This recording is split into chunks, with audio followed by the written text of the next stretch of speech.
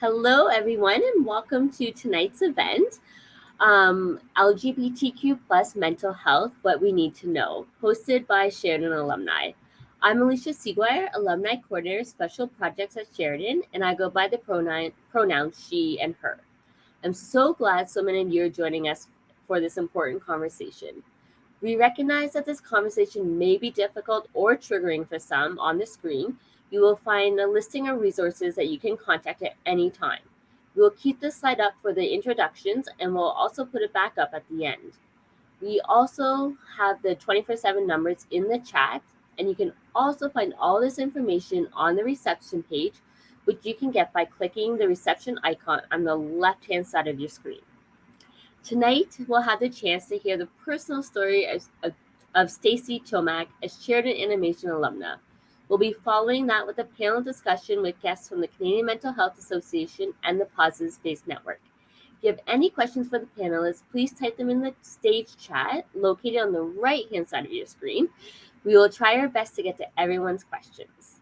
It is now my pleasure to introduce Dr. Sherry Warhorn, who will be our host for the evening. Sherry is the strategic lead for designing Sheridan's new signature learning experience. She has a PhD in psychology and focuses on the psychological experience of stigma, stereotyping, and discrimination, on learning and the development of self. She is passionate about co-creating spaces where people thrive. Sherry identifies as queer and is married to her partner, Chrissy. Please join me in welcoming Sherry. Welcome, Sherry. Hi, Alicia. Thank you so much. I'm so thrilled to be here tonight. So before we begin this evening in this experience with our keynote, Stacey, I would like to take a moment to acknowledge that Sheridan's campuses reside on territory that is covered by the Dish with One Spoon Treaty and the Two-Row Wampum Treaty, which emphasize the importance of joint stewardship, peace, and respectful relationships. As you all may be joining us from different territories, we acknowledge the many diverse nations and territories that you are joining us from this evening. We recognize the land on which we gather has been and still is the traditional territory of several Indigenous nations, including the Anishinaabe, the Haudenosaunee, the Wendat, the Métis, and the Mississaugas of the Credit First Nation. As an institution of higher learning, Sheridan recognizes and embraces the critical role that education must play in facilitating real transformational change. We continue our collective efforts to recognize Canada's colonial history, and we take steps towards meaningful truth and reconciliation. So, I am so glad we have this opportunity to come together for reflective, meaningful conversation on the mental health challenges that are facing our 2S LGBTQ plus youth. As I was preparing for this evening to host this special discussion, I was so struck by the importance of art and the telling of story to connect people and to help people see themselves and others' experiences, especially amidst the context in which they live. And I do feel that this is really important right now in the face of other acts of silence and oppression that are occurring right now in different parts of the world. In the United States, we have the surgence of the Don't Say Gay bill and the experience of our trans youth within states like Texas, which is moving towards prohibiting gender-affirming medical care and attention. So I think it's often that art and storytelling can be important mediums for members of our community who are in the process of discovering and finding themselves. So without any more delay, our keynote speaker tonight is Stacey Chomiak, and she has lived through many of the emotions and experiences our 2S LGBTQ youth face. In her recently released memoir, Still Stace, she bravely shares her experiences of growing up, navigating heartbreak, family conflict, and trying to find love. We are proud to say she is a 2009 Bachelor of Animation graduate of Sheridan College. She is an artist, author, LGBTQ speaker, and art director in the animation industry. She also illustrates and writes children's books that represent the queer community. She identifies as gay, Christian, and is an advocate for the LGBTQ community. Stacey, thank you so much for joining us and for sharing your story with us this evening. Thank you so much for having me. It's very exciting to be here, and I'm just so excited to do anything with Sheridan, and especially anything on this topic. So thank you so much, Sherry. It's great to be here. So yes, today I would like to share just a little bit of my kind of long journey of how Still Stace came about. So let's do that, shall we? And also, before I begin, I also wanted to do my own acknowledgement of the unceded traditional territories of where I'm coming from, which is the Coast Salish and the Stolo people, also known as Chilliwack, BC. And I want to thank them for the honor of being a guest on their lands. So, I'm Stace, as everyone, especially since the book came out, calls me, and you're more than welcome to as well. I identify as a lesbian woman of faith, an artist, an author, a wife, and a mom. And my pronouns are she, her. And as Sherry said, outside of art and animation, I love public speaking about faith and LGBTQ issues, which is why I'm here today, partially. So let me take you back, way back a little bit, way before this haircut. I grew up in Winnipeg, Manitoba as a little wild dreamer. I'm probably dreaming right there. Obsessed with art and animation since the age of 6. I specifically remember being in kindergarten, like sitting on those carpeted stairs in the library. And the teacher was like, what's everyone want to be when they grow up? And I was like, oh, I'm definitely going to be an animator. And he was like, oh, that's very specific. Good for you. So I stuck to that. So that was way before I realized anything about myself using the rainbow umbrella. I grew up in a really conservative evangelical family, middle-class family. I have one brother, and my church was my extended family. It was my home. I went to Sunday school every Sunday. I went to youth group every Friday. I went to Bible camp every summer. I went to a thing called Crusaders, which is like a Christian brownies. So I was very immersed in the conservative Christian church. And I listened to, every Christian music album. I loved music. I still do, but heaven forbid, no secular music. It was all Christian music. And I was baptized at birth. And then, again in youth group, just to make sure it stuck. I had to do it again. And I mean, frankly, God and Jesus were just a huge part of my life.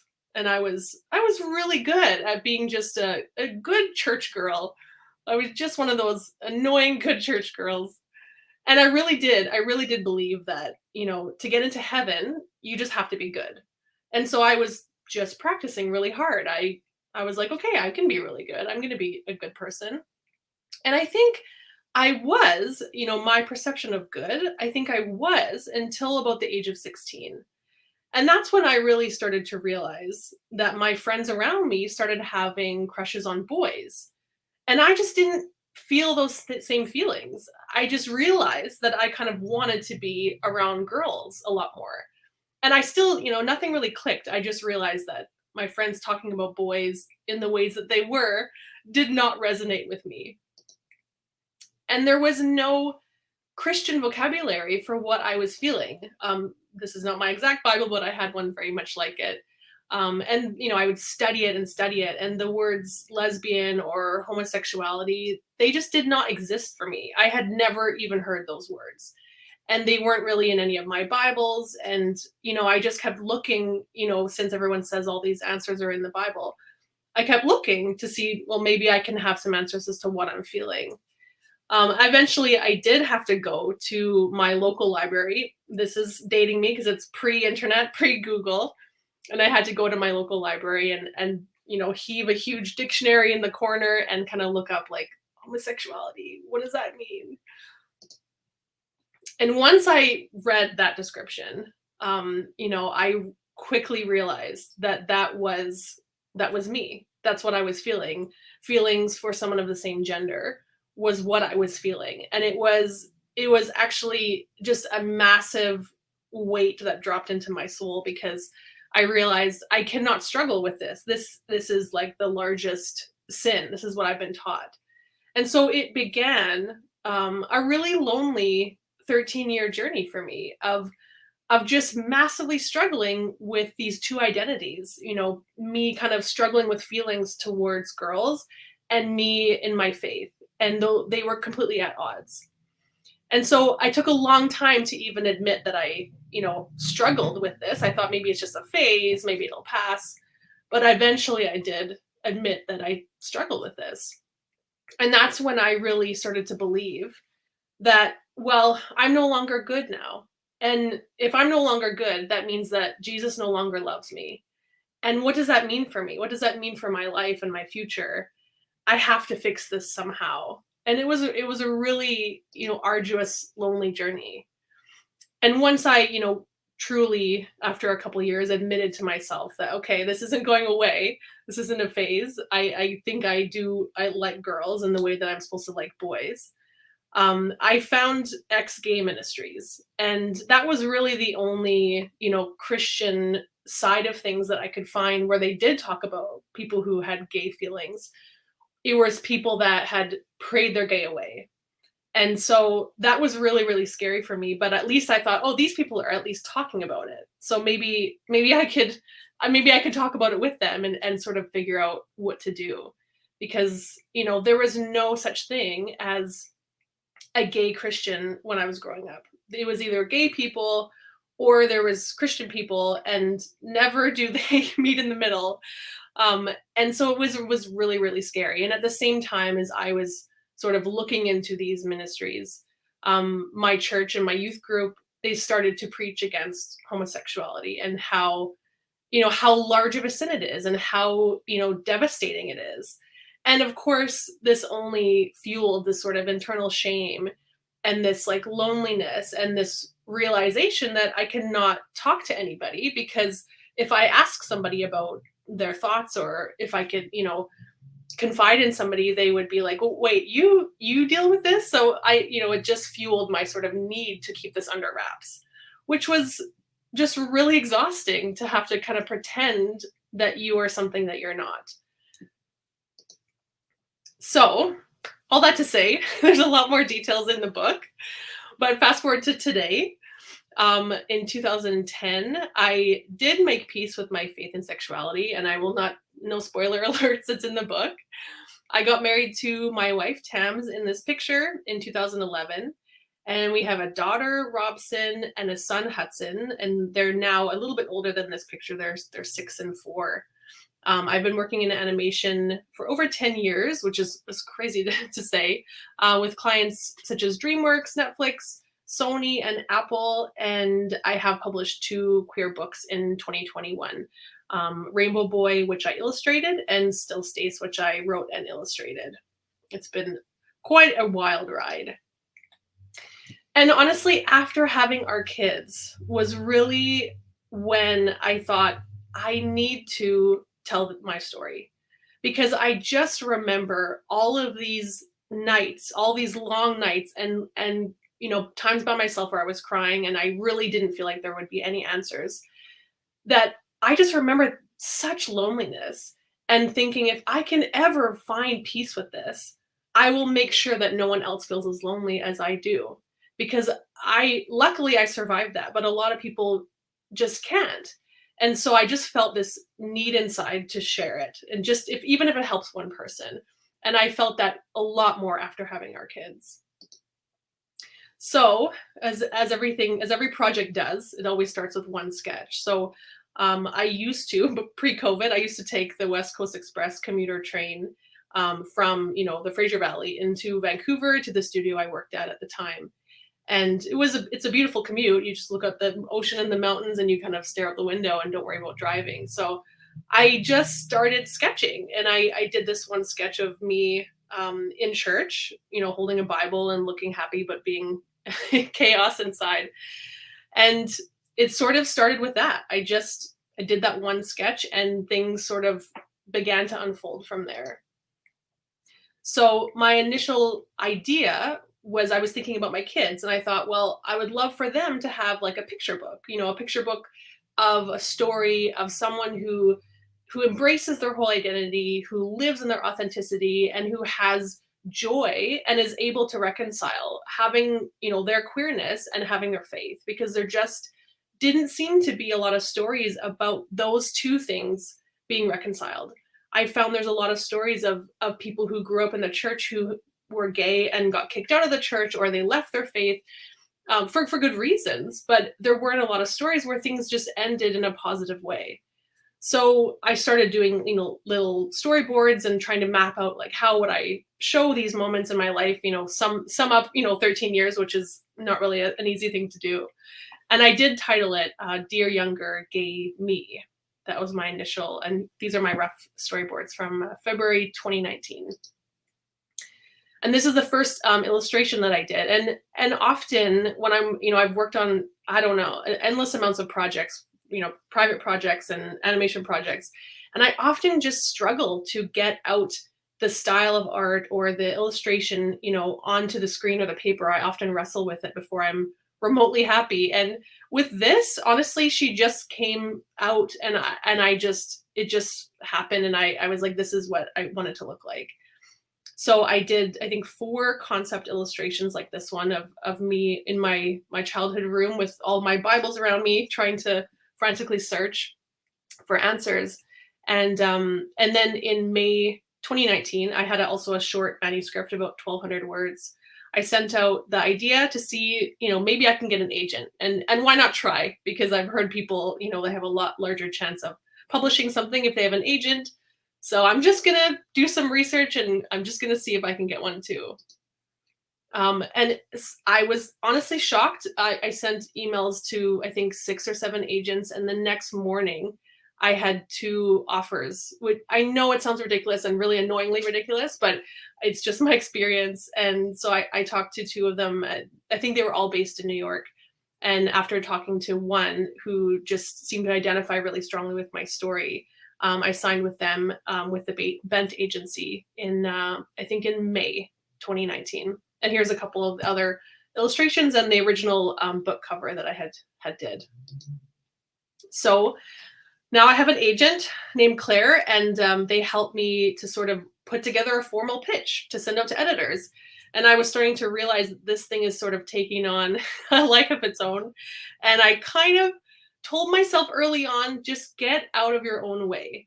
Just let your story be what it's going to be. And actually, that kind of brings back a moment from early Sheridan days. I had an animation teacher, DQ, and I don't know if DQ is still there or not, but I remember him saying to us, let your story be what it's going to be.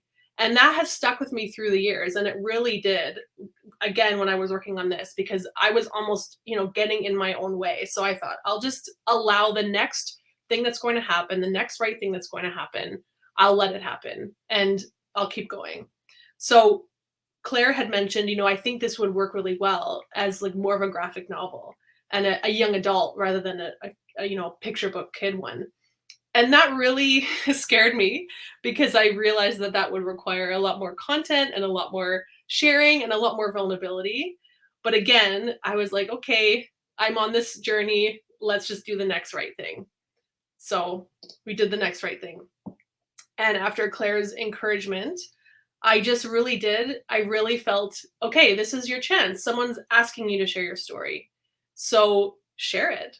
So I sat down at my laptop in my office, or actually I got up really early that morning, I think in the middle of the night, and made coffee. It was like, and I don't really normally have trouble sleeping. And I sat at the laptop and I just started typing, and it was beyond my control. And I sat there for 22 hours straight and wrote. And my story went from 1,200 words to 44,000 words, literally overnight. And my wife would open the door occasionally and be like, are you doing okay? Do you need a snack? I was like, yeah, I think so. So I just kept going, but it just poured out of me. And that was August of 2019. And then in October, a couple months later of 2019, we were approached by Beaming Books, saying they're interested in acquiring my book, which was extremely just shocking, exciting, all of the things. And this is part of the official book deal that they sent us in November. I realize in publishing, it's all a process of things and waiting and professional things, but luckily I have an agent to help me navigate that. So this was the actual letter that was kind of telling me it was going to change my life a little bit. So after, negotiations and all the things back and forth, we signed with them in early February 2020. And now sort of the real work began, because now I had an editor, and now I had, now this was a real thing. This was a formal thing that a company was giving me money and time and saying, we want you to do this. And that was scary. That was a big privilege. And I really remember thinking, I do not want to waste this opportunity to share not only my story, but to speak on behalf of so many queer people who have not had the chance to tell their story. And I think that's really, it reminded me how important this privilege is. So once we also decided to change the whole book to more of a young adult audience, Baby Books proposed a name change, and we both went back and forth, looked through the manuscript and had like a list of suggestions, and still Stace was actually one of their suggestions. And I do like it now. I was a bit scared at first. I was like, it's just a lot of me, a lot of my name and a lot of me, but it does have a good ring to it, and it fits, it works. And here's the March 5th official announcement in Publishers Weekly, which was another just exciting milestone. And then on the side there, the picture is just me with my editor, kind of, going back and going through my whole timeline of life and thinking about what should I share more of, what should I share less of, and how can I rethink it. So it was definitely a whole thing.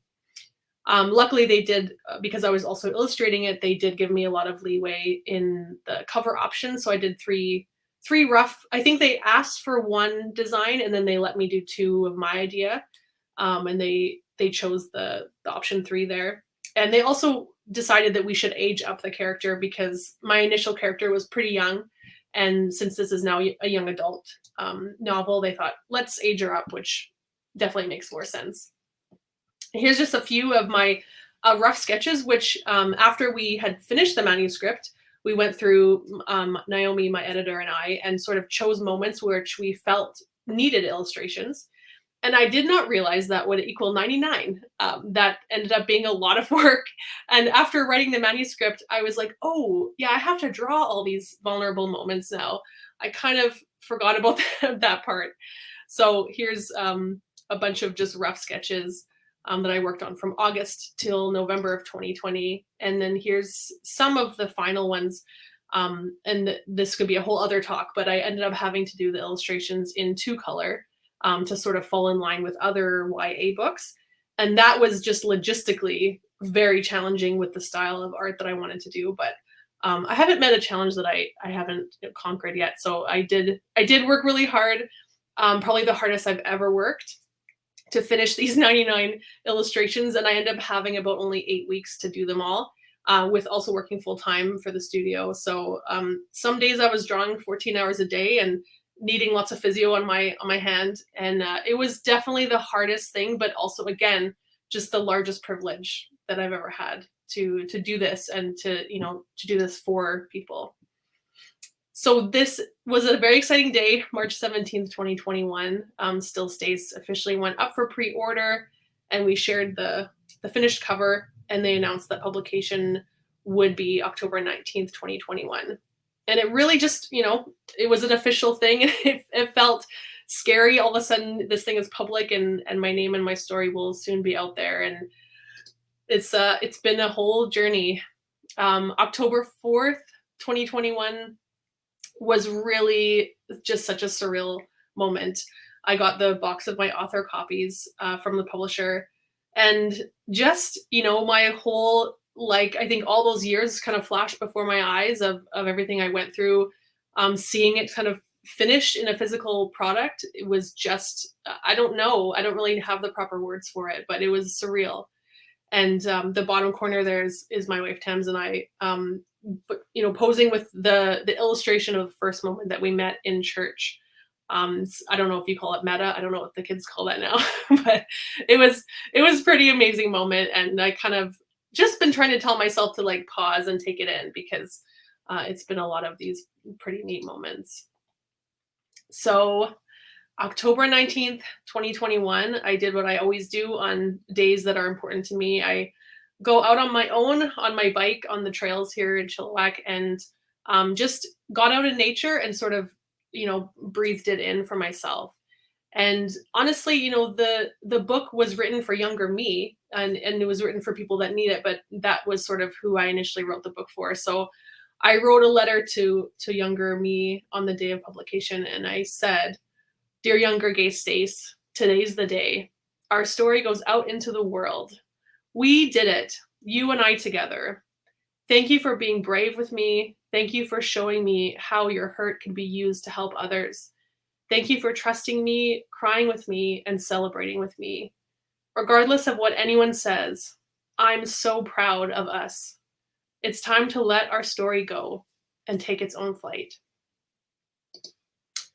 And this is just a very recent update that since the book has come out in October, we did get a separate audiobook publishing deal, and they wanted me to narrate it, which was really exciting and just such an amazing opportunity. And we just finished recording it actually last week, I believe, and it releases August 9th of this year. So that was it's just been a whole journey, and this part of the journey was really, really moving for me. I did this illustration on the side after completing the journey of the audiobook, because again, this may sound ridiculous or cheesy or whatever, but I'm kind of that person. It just felt like present day me was kind of revisiting younger me at all of these difficult times. And finally, I felt like I was able to advocate and speak for her. And it was just really healing. And so it was sort of another gift that I feel like I've been given on this journey. And to be able to also put, my own literal voice to all of these things, my own story, was just a huge privilege. So that's very exciting, and that comes out soon. So that mostly concludes my presentation, and I thank you for listening to all of my meanderings. And here's a very excited picture of me. That's my face anytime I see my book in Chapters or any bookstore. And the pictures of my son. I wasn't there this time, and he spotted the book without me, and he was clutching it to his chest, and that's probably the best moment of parenting I'll ever have. So I'm going to hold that close. But thank you so much for listening, and I'm really excited to see what questions pop up. Thanks, everyone. Wow, Stacey. So I have to share right now that while you were sharing your experience with us and going through your presentation, I literally changed what I was going to say after you finished. I'm sorry. 5 times, and I've aborted. Look, this is what I have now. I am sorry. Sorry. Because thank you so much, Stacey. Thank you so much. I think what I want to just say right now with gratitude as I just stopped to take in your presentation is just to thank you and to recognize what I wrote here was the privilege that we all have for you opening us up to your process of discovery, in your presentation, the sharing of your sketches and those moments with your family, those pivotal moments where you're connecting with members of your community.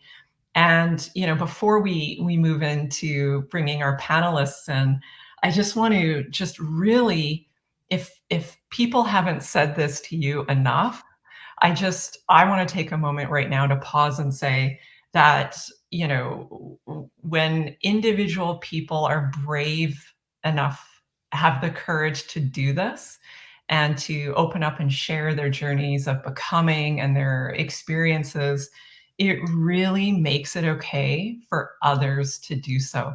And so we all shed those armors and the fear and the guards, and it just, dare I say, gives us all permission to share and show our true selves. So I just wanted to take a second to thank you for that, especially within the context of our discussion on the mental health and wellness of our LGBTQ2S youth.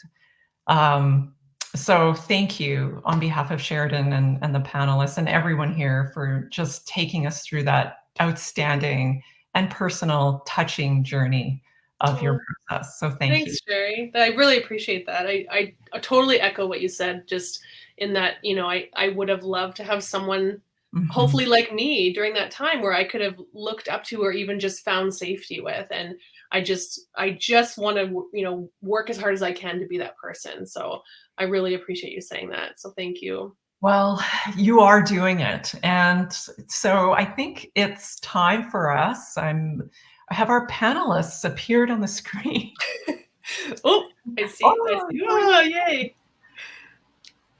So I want to welcome our panelists who are joining us to have a discussion about the mental health and wellness experiences of our 2S LGBTQ plus youth communities. And I think it's, before we introduce ourselves, I think what's really important for us right now is to just think about how when we are able to look at and reflect on the personal experiences of one person, it really helps illuminate the experiences of others. And so here we have today to help us in this discussion, we have Melanie McGregor, and I don't have your last name right here. Sorry. That's okay, Fee Tran Trin. And so I would love for the two of you to just talk briefly about your roles within your organizations and to welcome you to our panel this evening. Awesome. Thanks, Sherry. Hi, everyone. So my name is Melanie McGregor, and I'm with the Canadian Mental Health Association, the Halton Region Branch, which is located in Oakville. So I drive by Sheridan College there in Trafalgar every time I go to the office for Built-in. So my role at CMHA is I do a lot of health promotion. So I help people learn more about mental health, addictions through presentations, through courses, through events, things like that. So learn more in general, learn more about how they can care for themselves, and also learn more about how they can support others. So I have to say I'm a former English teacher. And so Stacey, I have to say, seeing someone having such great success with their writing just absolutely warms my heart. So congratulations to you. Thank you. Awesome. Fee, would you love to introduce yourself now? Yeah, sure thing. So hi, folks. My name is Fee. I use they, he, or she pronouns. Today, I'm speaking to you from Treaty 14. And I'd also like to take a moment to thank Stacey for sharing your story with the rest of us today. You're welcome. Thanks for being here. So I'm a program coordinator at the Positive Space Network. I work with kids and youth from ages 6 to 24. We run a lot of different community-based programs for our youth, which include drop-in programs. We have a unicorn club for our kiddos 6 to 11. We also have the Connections program, which is this really great opportunity for folks who are trans, gender diverse, or even just questioning their gender identity to come and explore that with us in our drop-in space. In addition to all of that, we also do some supports for the parents and caregivers and families of these youth. So that's a little bit about what I do.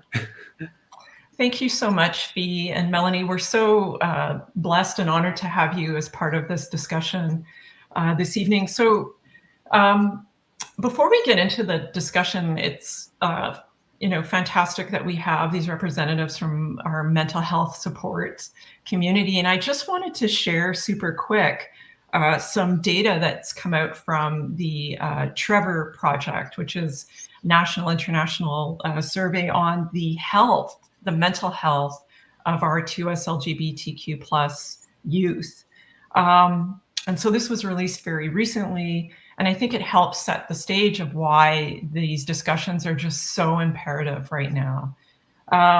So 50%, so this is over 34,000 youth who were part of this survey. So 50% of LGBTQ 2S plus youth surveyed seriously considered attempting suicide in the past year. So 50% of the youth population. And within that, 18% actually made a suicide attempt. And this is 2 times the rate of suicide amongst all teens, which is around 9%. So you have 2 times the rate within this population. And of the 34,000 youth surveyed, 75% reported feeling anxiety at least once or twice or 3 times a week, and 61% expressed feelings of depression, which is 6 times the amount of the general population.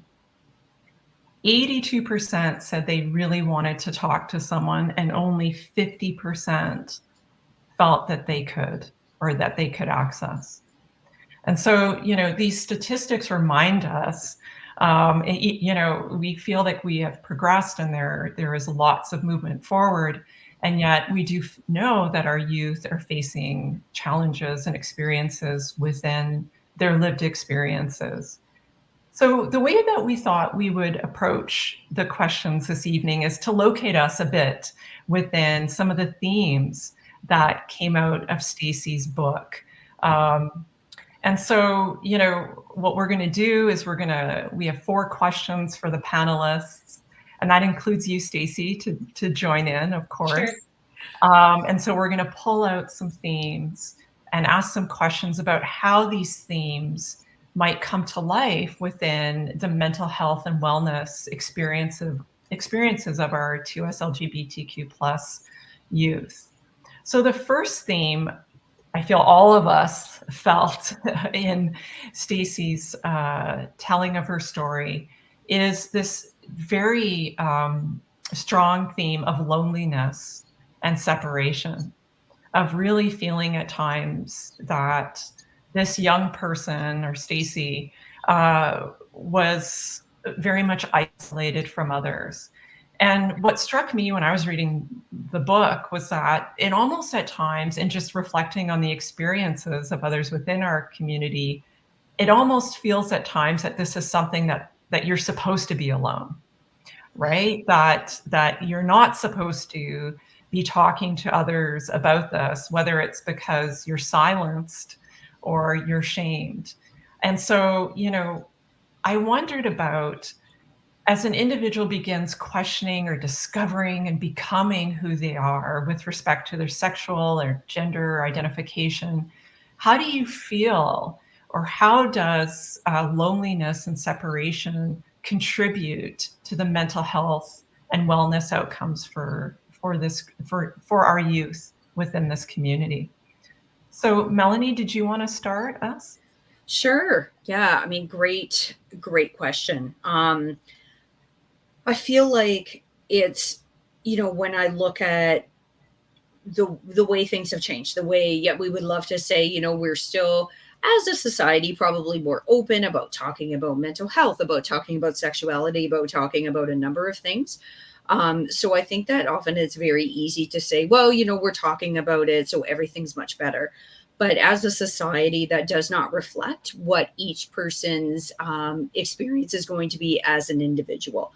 So Stacey, for example, talked about, her church community and how, what was the perception there? It could be family members, it could be parents, it could be anything like that. So I think it's, what are those messages that people are getting when it comes to their sexuality, when it comes to, whatever it is that they might be coping with in their life. Or, as Stacey described, I was struggling with these feelings. And I think that language really reflects the idea that, there was some separation. It wasn't that, no, this is what I'm feeling. It was, I'm struggling with this. So right away we get that hey, this is something that shouldn't be happening. So I think it's the messaging that our young people get really is going to impact sort of what is each person's individual experience around around that journey that they're on. Thank you so much. And panelists, just join in. Fee or Stacey, we don't have to. We can move through this a little bit organically too. So either can jump in. Yeah, I mean, I would just wanted to kind of like even piggyback off of something that Sherry that you said too, like just previous to this, was the reading all the statistics, and I don't have the specific statistics on this, but I do know that speaking from someone from those church communities, the suicide rate of queer people with faith backgrounds is astronomically high, especially for the youth, because of this idea and this reality of the loneliness and separation, because we are so strongly taught that this is right and this is wrong. And if you have these feelings, you cannot embrace them. And that only drives home that loneliness and separation feeling for years and years and years. And only, I'm just so grateful that I kind of ended up in this way where I am today, but it's taken a lot of therapy and a lot of grace and a lot of hard work and a lot of not giving up. And some people in their situations don't have those resources or those abilities or those good fortunes to really end up there. So I think it's really, really important to sort of be aware that that is such a strong, difficult thing, this sort of loneliness that happens to so many queer people in the struggling and in the sort of kind of navigating these difficult things. Yeah, I'd love to add to that. And then Fee, let's pull you in here. What struck me many times within your story, Stacey, was that, as a young person, here you were doing the right thing by reaching out, right? So you were seeking trusted others, right? You were seeking amidst your community. And so that really touched me that, as a young person, A+ for doing the right thing to seek support. And within the community, your resilience in the face of seeking support and having those who are trusted others continue to tell you that this aspect of yourself was not something that should be part of yourself, I think is really telling in the book, and is part of the story for other youth as well. Yeah, for sure. Yeah, like just kind of adding on to what everyone's been saying, I think this idea of like becoming or shaping or discovering yourself, it's this really dynamic exchange between your environment and yourself, right? I think when we're looking at our environment, we sometimes face things like discrimination or stereotypes or stigmas. And these are barriers that we have in order to safely explore our identities, to get access to resources, to knowledge. I think something that reinforces this shame is when we don't have access to knowledge and it isn't common sense, right? It's something we have to dig for. It's extra work that we have to do on our own. And I think that's definitely a heavy burden to especially put on our young people. I think that being said, we've also mentioned kind of the strengths that our community members have had as well, right? I think we can see the resilience in how our community members try to find each other. They try to find the resources. They share knowledge with each other in order to break these stigmas. And I think we see a lot of like new cultures that kind of divulge out of this. So once again, it's a really dynamic exchange. And I think a person's environment can sometimes really affect that. Mm-hmm. Absolutely. And I love the way you frame that, Fee, as that dynamic interplay between all of these factors. Do other panelists want to contribute to that reflection anymore?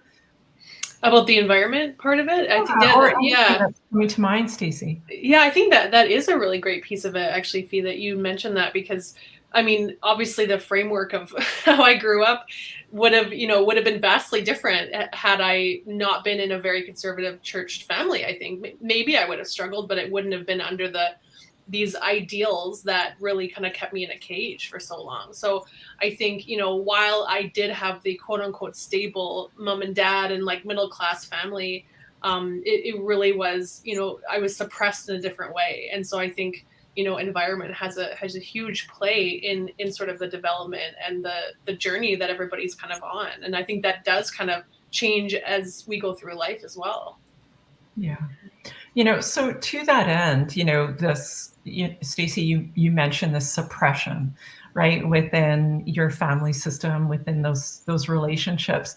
I think this is a good moment to move on to our second question, if folks are comfortable with that. So our second question really ties into this other theme, which is with respect to, and I in my journey have experienced this, and I think there's so much around, and I think Fee, you were speaking of this notion of having to compartmentalize your aspects of yourself, of your identity. And at times, you know, even the imagery in your text, Stacey, it really felt at times as though a splitting of identity, right? Like just like I have to put this here and I have to put this part of myself here.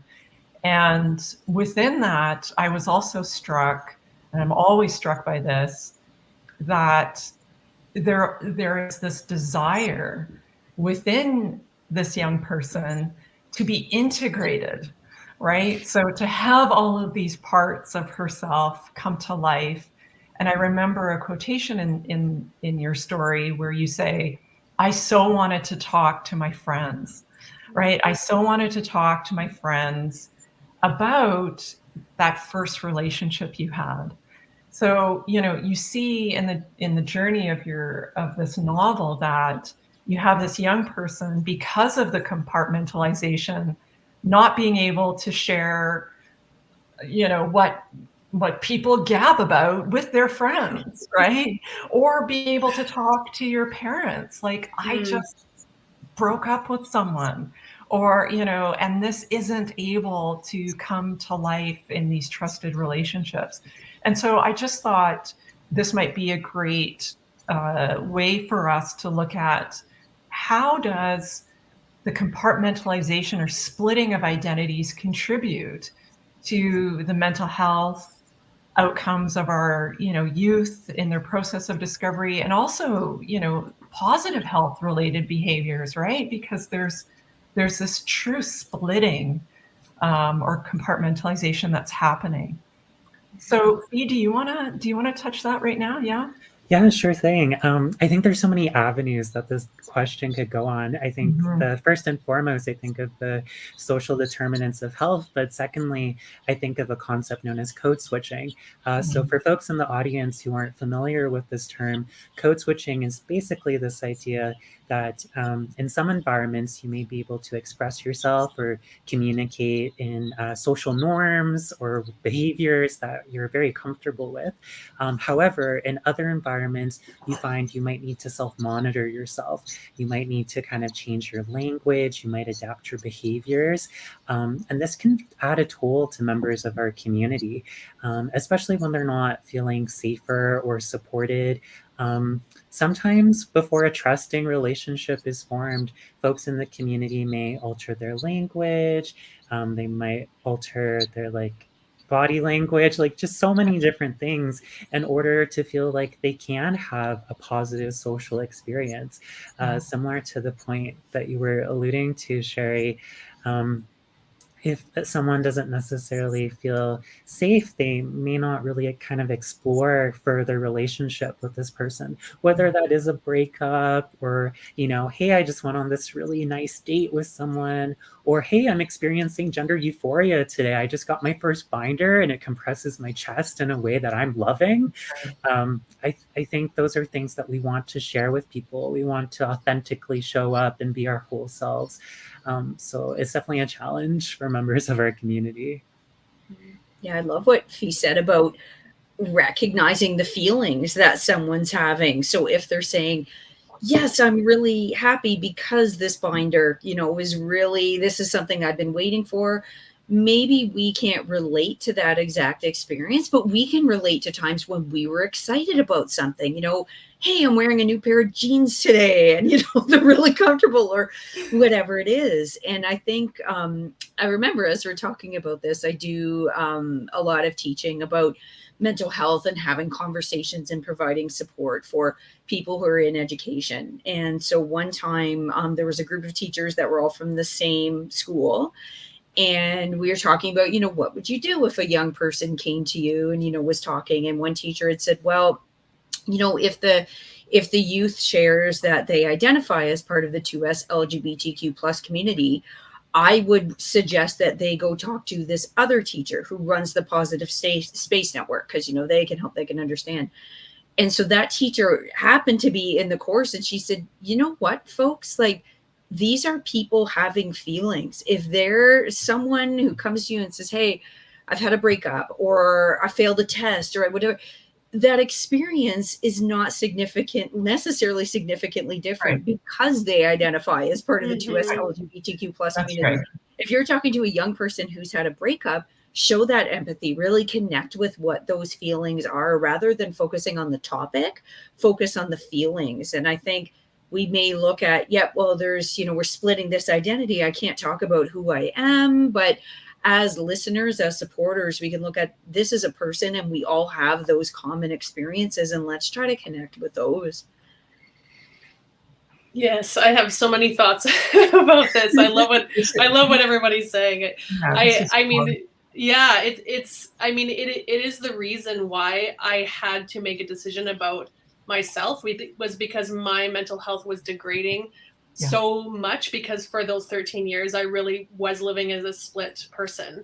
I was and that includes, my entire 4 years at Sheridan. I made the decision to go to Sheridan and to literally take my queerness and put it on a shelf, because I knew I cannot succeed here if I'm dealing with this, because it takes so much of my emotional and mental and spiritual energy that I just can't waste this chance at this degree.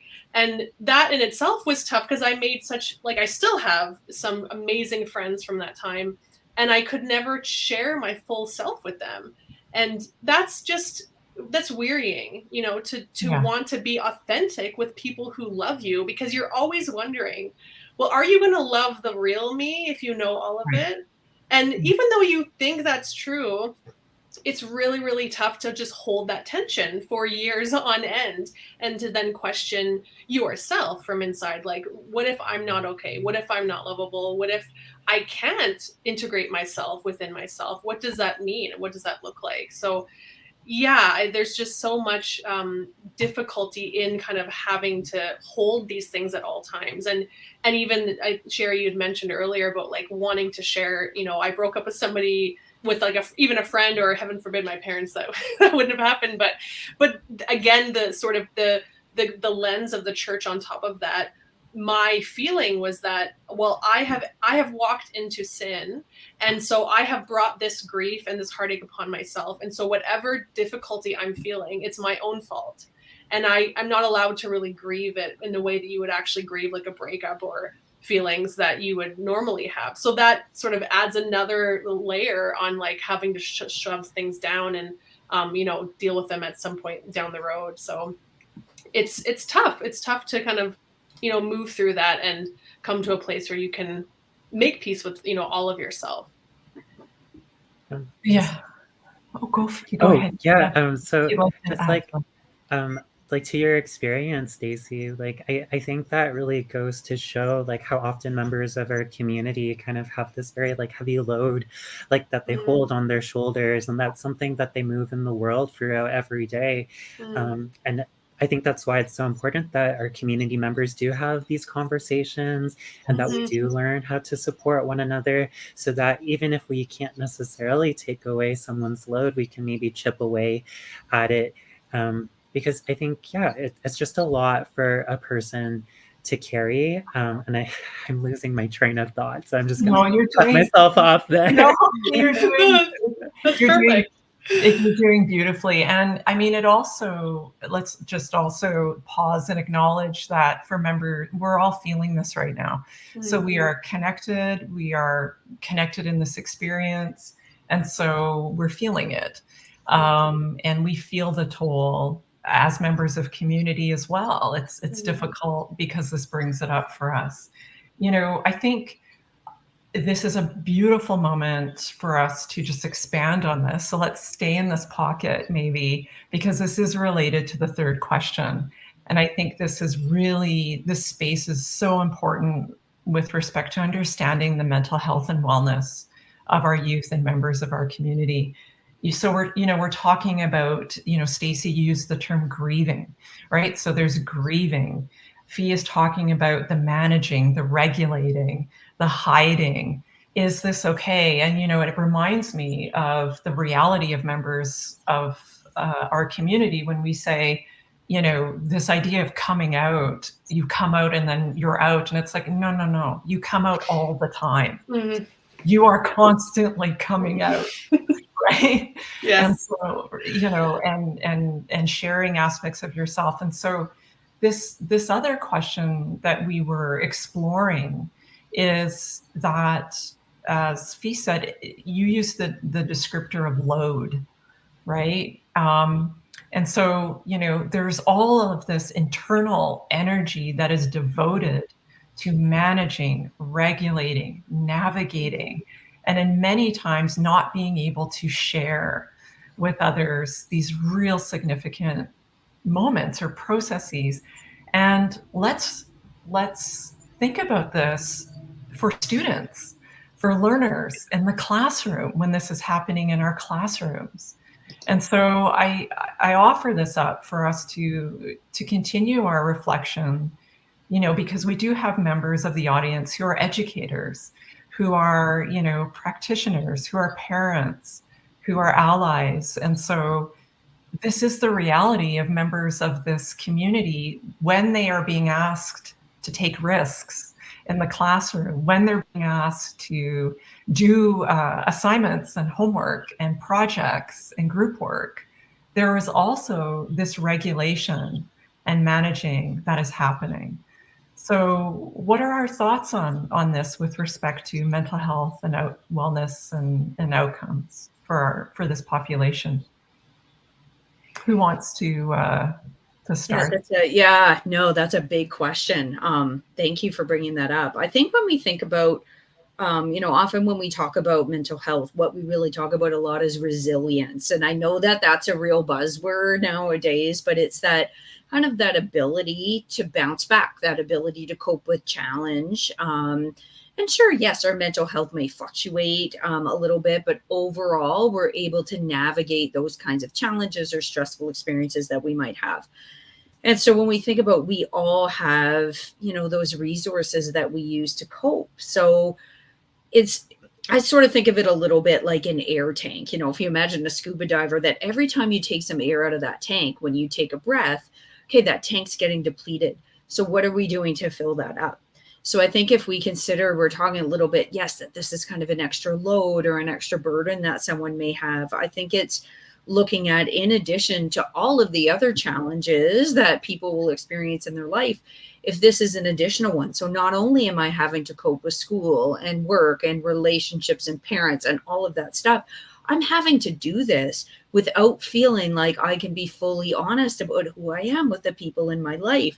And oh wow, that just knocked a little of my resilience down when I heard someone make a homophobic joke or something like that. So I think it's recognizing that resilience can be a lot more easily depleted. I feel like if, in addition to all of the external stuff, there's the internal as well. How can I reconcile? Am I ready to share this? And I have to do this again and again. So we can see those coping strategies really getting tapped out very easily, which can have a big impact on mental health. Absolutely. And it is, just as a sidebar, this is an area of research that is very prolific within psychology, looking at this as a real experience for any members of groups who are actively oppressed or regulating aspects of themselves in learning environments. So, Fee, did you want to jump in? I felt like you were ready there. Yeah, no, I know I'm here, I'm present, I'm with you all. I think something that's just like really coming across my mind is just how members of our community are put into this state of like hyper arousal, right? Like we're Yes. constantly like in the state of stress, and it takes a physical toll on our body and the way that our bodies can manage that. So that's just something I really wanted to share with folks in the community, that while these ideas around identity and our mental being are having this like interplay together, it's also affecting our physical states as well. So for some folks, you know, that means it's difficult to get out of bed, or it's difficult to focus and show up to our schools or our workplaces. So like you were saying, Sherry, like when a student does get asked that question, or all of a sudden needs to present their work to the classroom, they might need some more time to be able to show up for that, or to be able to have alternatives and to be accommodated to do it in a different way. Another point that I wanted to jump off of was how we've been mentioning a lot of kind of like that internal dialogue or mechanism that folks in our community go through. Something that's really important to highlight, that I think, Stacey, you alluded to in your own story, right, is when you're not able to authentically show up. Sorry, I'm just going to take your earbud off because I hear some echo on my end and I'm getting a bit distracted. But when we're not able to show up authentically ourselves, that's kind of like the stressor that's on our mind, and we're not sure if we're able to kind of connect with our community members. And that really affects our social supports, right? I think something so key to folks in our community is knowing that you have a supportive network, you have that community to lean on, you have folks that you can share your experiences with, like we were mentioning earlier. Just being with your people who do get it, so that you don't have to compartmentalize, right?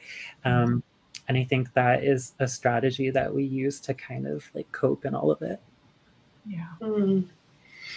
Yeah, I love that. I mean, I'm not, I guess I'm kind of an educator and just in my own story, but I'm not professionally an educator, but I know how important it is to be aware when you're in a setting of being a student, to know that the professor or whoever is there is a safe space. And that's been such like a theme that keeps coming up even from people that reach out to me after reading the book, is just that they haven't had anybody to be a safe person for them. And I've had such a privilege of going on like many walks locally, or jumping on a Zoom with somebody and just allowing them just the space to sort of exhale and say, like, I just need to be seen by somebody, for a few minutes, and not to be judged, and just to have this this beautiful space to say that this is hard, and that maybe I don't know what to do with it or how to do it, but I need someone to know that this is happening for me. And it's a really beautiful sort of thing to have empathy for somebody else when we sort of have the awareness that so many people are holding on to all of these things. I think we all sort of have, after the pandemic, we're all kind of carrying all these extra things. So I think it's really, the awareness for all of us to just see each other and have that little bit of extra, compassion it will go a long way, I think. So, Stacey, that is fantastic that you drew attention to the role of allies or people as witnesses, right? And we do see within your story that, these pivotal moments of being seen, witnessed, understood, acknowledged, where you have that person within your journey who sees aspects of yourself that you're not able to share. So I think that was the fourth question for this part, but I think what we need to do, because I am looking at the time and I am getting a beautiful little nudge by Alicia to move into this next section. So thank you so much for that natural segue that takes us into. You're welcome. Fantastic. Into the next part, which is really about those actions forward, right? So And what can we do from this knowledge, right? So what we're talking about the realities of the experience of 2S LGBTQ plus youth and what we've learned from Stacey's story. So, there's two questions I think I'm going to pull out. First, overall, what can we learn from this story as advocates, members of community, as practitioners, as educators, as parents, as allies, as friends? What do we feel are the important actions for all of us? Because there's these themes of isolation, of regulation, of navigation, of compartmentalization, of separation, of physical toll, of mental health toll. So what can we do within our environments as advocates, as allies, as members of community, as practitioners, as witnesses to help our youth as they journey through these processes of discovery, and our peers, right? Like, let's not just limit discovery to youth, right? We are all evolving. So what are those actions that we might want to talk about or recommend forward for members of our audience?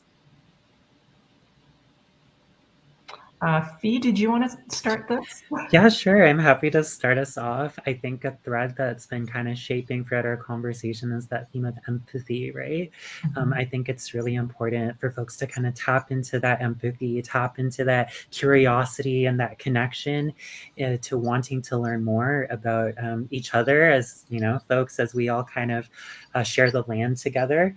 I think for people to continue to have questions, to learn more about experiences that are different from their own experiences. So, whether that starts today with Stacey's book, or whether that starts with having conversations with your friends, your peers, your educators, whoever it may be, just starting those conversations to like ask more questions, to learn more.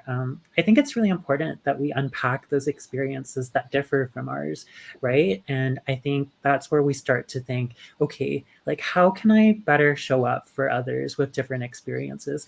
What may they need? How do I ask them? What do I need in this journey as I'm learning about all these bits and pieces too? I love that. I was just thinking of something really specific that just happened recently in our kind of home. As I said, people reach out to me, and it's just it's like the most exciting thing in my life right now that people reach out to me because they resonate with something in my book. And so this one couple, a younger lesbian couple, reached out, and they both are coming, of course, from very conservative church families, and they kind of have been rejected on both sides. And, I met them for coffee, and then we went for a walk because they were just having a really hard time. And I just, always make it known to people, like, you're not alone, like, reach out if you need. And they sort of said, we finally came out, like, we feel good about who we are, and we're together, and we just want to celebrate that. And our families can't handle it.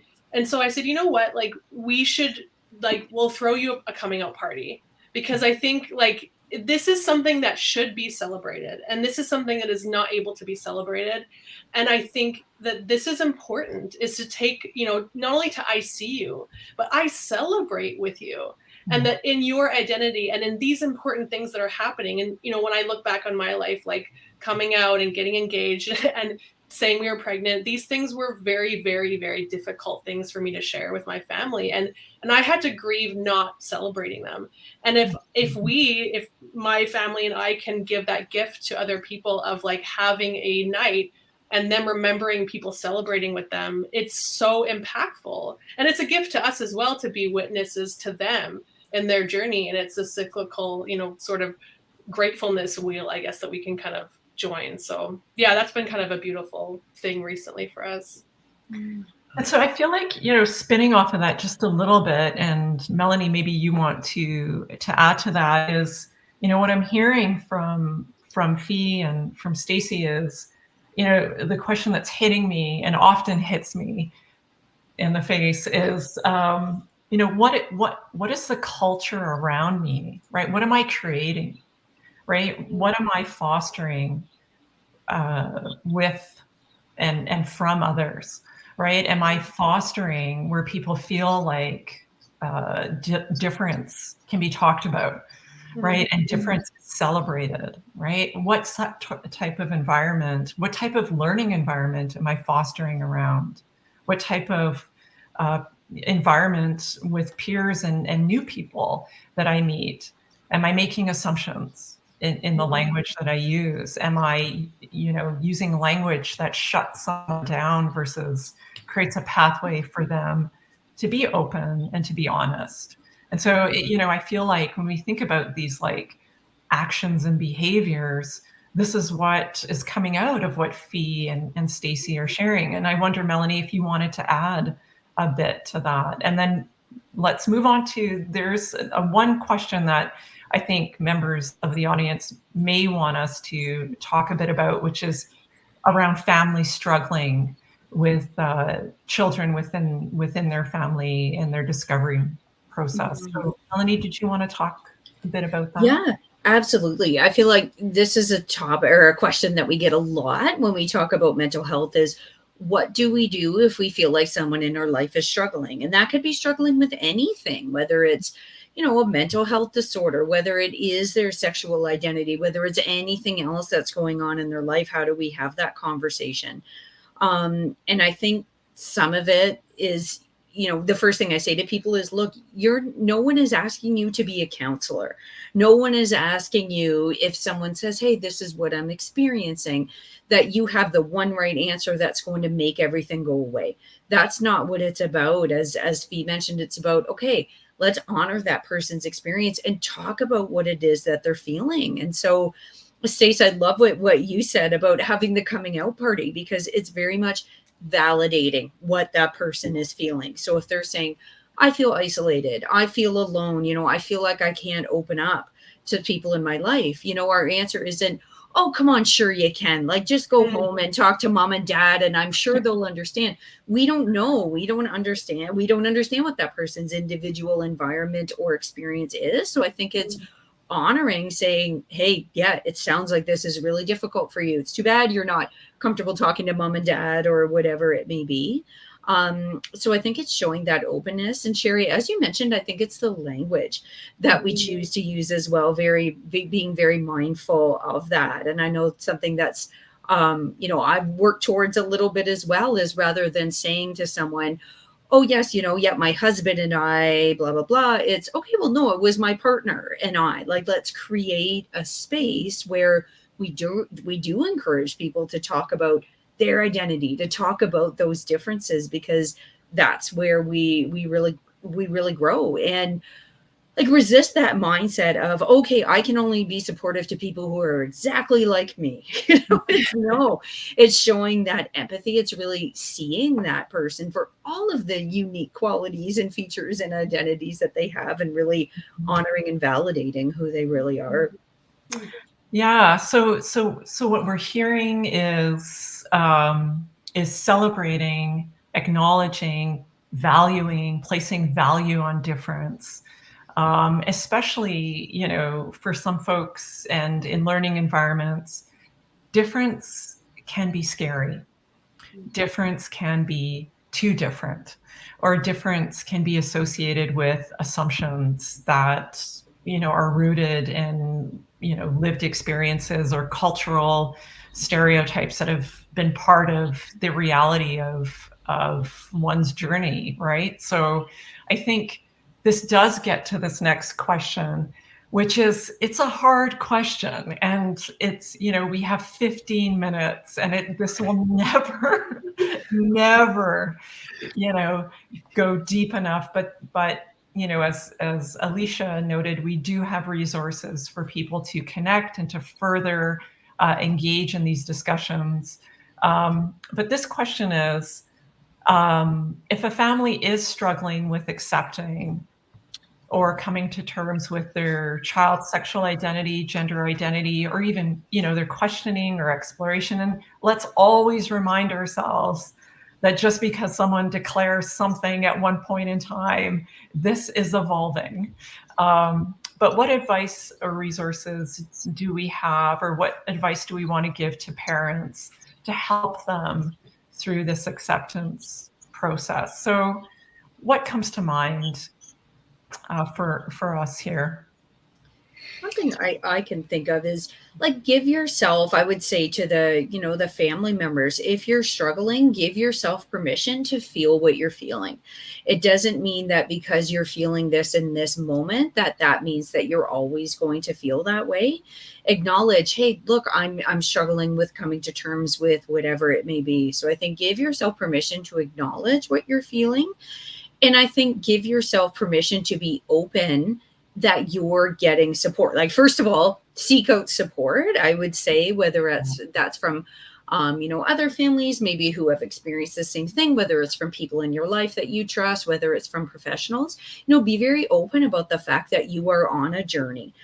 Because if you're struggling in that moment to say, okay, I'm not quite sure what words I can say, like say, hey, look, this is what I'm doing to really help myself manage what I'm feeling and explore everything that is going on with me. So I think it's very tempting to say, okay, I'm going to say, yep, I'm okay. I'm okay. So no, I'm fine. And if you're really not, those things are really going to build up. So give yourself permission as an individual to recognize that, yes, you can learn how to cope, and you can learn also how to support that person in your life as well.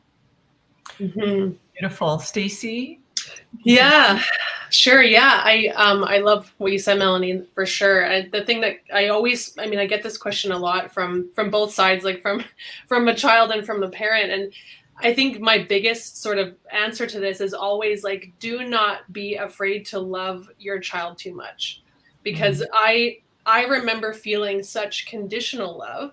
Yes. And that really stuck with me, and that really prevented me from not only speaking out more or seeking help more, but it turned me more inward, and it added to the shame. And so that was one thing that I really wished that I could have had more of, and then I really stressed to parents, is that regardless that you love your child. And so even if you are so confused about what they're talking about or what they're feeling, you can still say over and over, I love you and I'm a safe person for you. And no matter what, we will figure this out together. And not like, I love you, but I don't know about this. It's just I love you, period. And that provides such a great foundation for you both to navigate this moving forward. And I just always want to stress that one piece definitely. Beautiful. Beautiful. Thank you, Stacey. Fee, did you want to? Yeah, so just kind of bridging what both Stacey and Melanie had spoken to. It's I think for parents and caregivers, right, there's kind of this role where you want to be this parent who is like loving and nurturing, but there's also this conflict as you come to like learn about gender and sexuality, and you're on your own journey about it.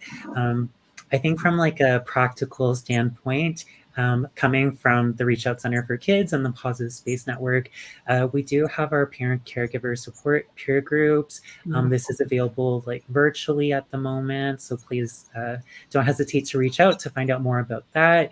Once again, Connections for Trans, Gender Diverse, Questioning Youth. That's a space for parents and caregivers to kind of go through this journey with other parents and caregivers, and to ask those questions as well. So be sure to kind of give yourself grace and all of that.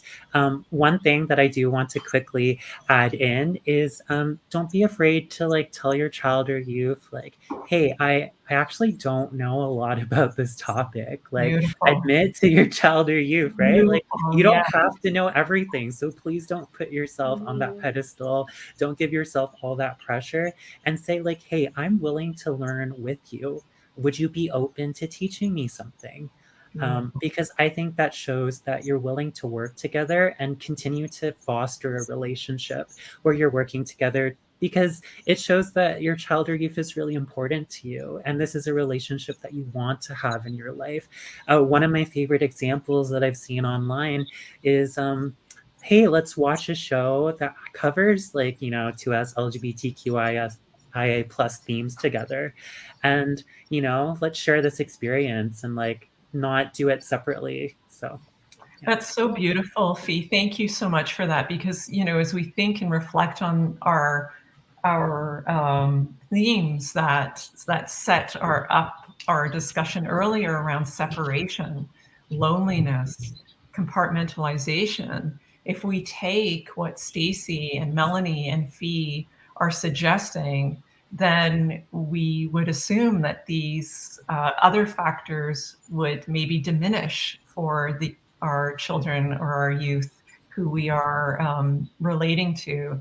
And I think it's so beautiful, Fee, for you to mention the resources that are for parents and for caregivers or friends and family, because what we know from the research and the literature on the impact of this, we do have to recognize and always remember that that process of declaring these aspects of ourselves to our loved ones, to our caregivers, can be very traumatic as well. And so the journey of our caregivers, their journey needs care and grace too. And often outside of that relationship with the child and with the youth, right? In terms of some of the hard questions.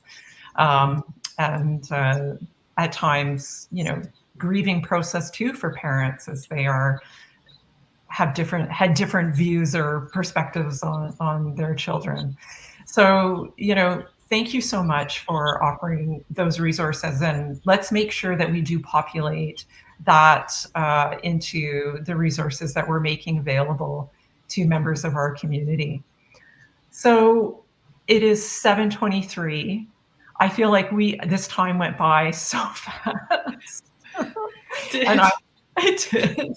And I have felt that it's been very meaningful, very emotional. Fee and Melanie, Stacey, I think, and for members of our community, I've been looking at the comments. And I've also had members of community be texting me throughout this saying how impactful our reflection in Stacey's story has been. So to pull us to take us home, or to have some closure as we end our reflection this evening, I'd love to turn it back to you, Stacey, just for a few minutes. And one of the things, or one of the aspects of your story that was very touching, and you did present this or show us this in your presentation, was this connection to your younger self. And the letters and writing and connecting with that little you, who, just, I just want to shine so many lights on over and over and over again. And it's so beautiful in your book that, your letters to your younger self serve as bookends, right? So you start the book with a letter to your younger self, and you end the book with a letter to your younger self. And so I'm just curious and wondering how the writing and telling of your story has nurtured a new relationship to that little you, that younger you. So how is this process of writing your story and discovering and putting your story out there, how has it changed the relationship, and in what ways, to your younger self? Yeah, it's a great question. It's been interesting having people message me and knowing such intimate details about my life, and I forget that it was not just staying in my computer, that it's going out there. But it has been really beautiful to sort of take her with me everywhere, and as I continue to do therapy, because I think it's especially becoming a parent, and a lot of those threads are being pulled, and there's things that are kind of deeply ingrained in me that I'm able to be a bit more curious and a lot more compassionate to her, because she did the best that she could with the resources that she had, and they weren't a lot, but she survived, and now she can thrive. And so together we work, and we kind of forge ahead and see what we can do together. And so writing this, I mean, even just the writing itself, I didn't realize how much I loved the writing, and that was a little scary as well, to put that part of myself out there and have that to be judged, not just my art. But it's been a beautiful kind of another unfolding of me, present me, and younger me inside, and building what the future is going to be. And it's a work in progress for sure. So that is so gorgeous. And I'm reflecting on it within my own journey of becoming and my younger self, and Fee, I'm sure you and Melanie, all of us, right? Yeah. The connections to our younger selves. And I just feel it's so beautiful, Stacey, as you say, you're bringing her with you now. And, like in terms of integration and healing and reconciliation within the self, what a beautiful image for us to end our reflection on. So is there anything else that others from the panel would love to share right now as we close? Any last reflections that you would like to share with members of our community? I don't think I can say it any better than Stace did. So yes, I'll leave it with her. Fee? Yeah, I'd just like to briefly add on that, no matter where you are on your journey, whether it's gender or sexuality or the intersection of it with any other parts of your identity, like it is also valid, and you don't need to come out if that is not, a safe option for you. Like, you are so valid. That's all. Yeah, Oh, totally. beautiful, beautiful. So as we're ending, I'm just navigating my screen here. For some reason, something fell off the screen. I just want to say, on behalf of Sheridan, on behalf of our community, on behalf of our group of folks who are joining us this evening, thank you so much to you, Stacey, for your art, for your willingness to share your story, for your willingness to open us up to your process. I think that too was very beautiful for people to witness. I want to thank our panelists. I want to thank Melanie and I want to thank Fee for taking the time today to contribute to this important discussion. Thank you to Sheridan Alumni Association for, I think, again, it is so important to create the space to have these discussions.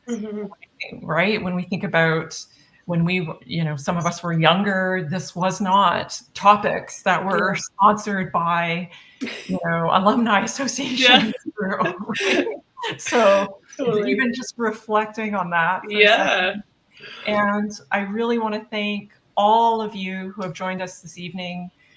I'm always reminded that when we come together in this way to reflect, to share, and to listen to one story, we add to each other's stories and we start to write new stories together. And pride is something, right now, this is the month of June, and we want to remind everyone that pride is something that you can nurture in yourself and in others. And so on behalf of the Sheridan community and our panel, we all wish you a warm and loving Pride. So happy Pride to everyone. And thank you so much for joining us this evening. This was just outstanding. Amazing. Thank you, everyone. Thanks, everyone. So great to be here.